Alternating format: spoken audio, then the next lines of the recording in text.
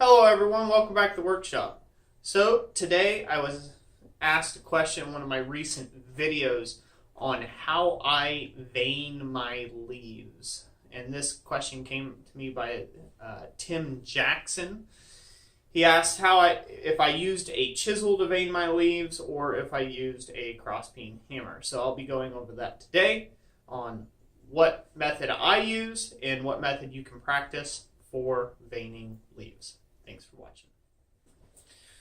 Okay, so here we are at the anvil. So I'm going to try to properly answer this question the best that I can. Now, there are essentially two methods of veining leaves of any sort and getting consistency. I've got a scrap piece of copper here, and I plan on taking and showing you on this scrap piece of copper how I vein leaves. So we'll stretch that out a little bit, get that a little flatter. So the way I vein leaves is generally in two different ways. Now, if you are just starting out, it is easier, instead of using a hammer method, to use a chisel method. And so I'm going to show the chisel method first. Okay. Now, granted, this isn't a leaf, but I don't have any leaves to do right now. And so here we go. Now, this is going to make some noise. So if you got to turn your volume down, now's a good time. So all I'm doing here is essentially making a line. So this would be like the center vein of your leaf.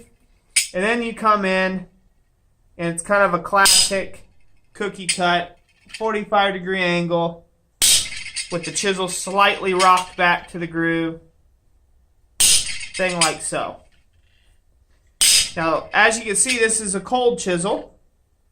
And this is how I would vein my leaves. Because the ideal behind veining the leaf is not to cut the material.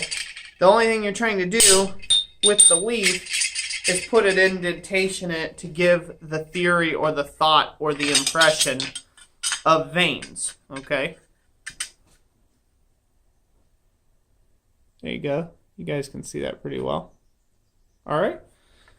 So that's one method that you can do with the leaf. Now, you can combine these methods. You can go with this, and then maybe do this from the back side, so this way you raise lines, because if you're not doing it on an anvil and you're doing it on a softwood block, it'll push those veins out, and then go back to the front side and then texture it this way with a hammer. You could do a lot of different things with your veining in your leaves. Just kind of pick what's right for you. So the next method I'm going to show you is a little more labor intensive,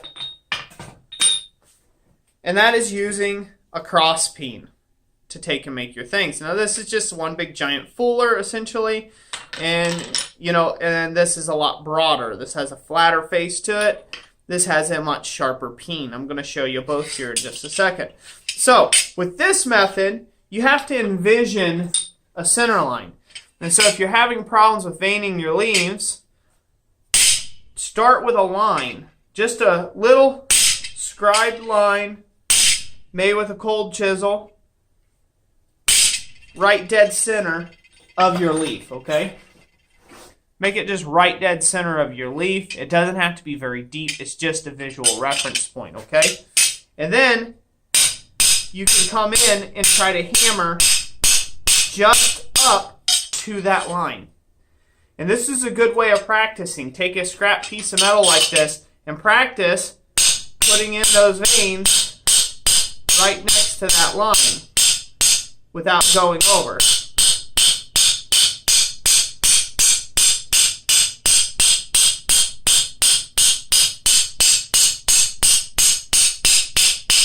Now, as you can see, I went over on a few here, but, out of 50 hammer marks, that's not that bad if you think about it.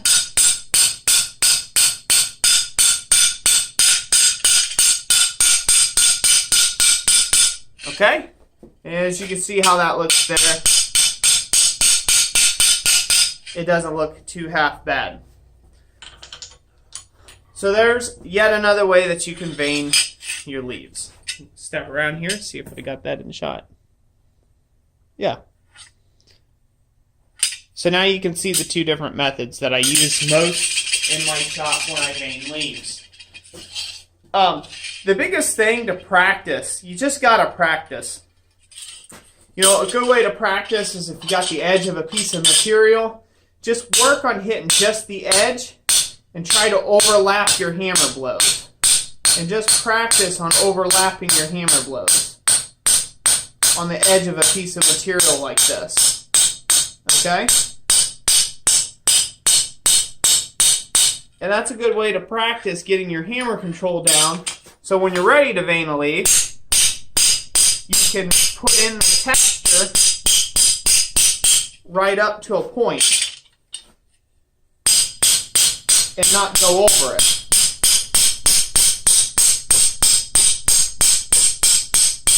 So that's really all it is.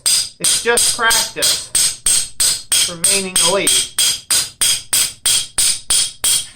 Okay? It's just practice. That's all it is.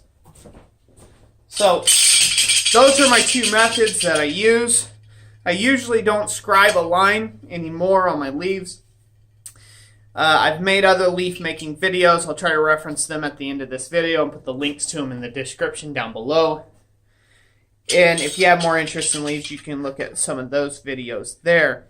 And I talk about how when you forge a leaf, you can leave a center of mass in that leaf that has kind of a ridge line down it.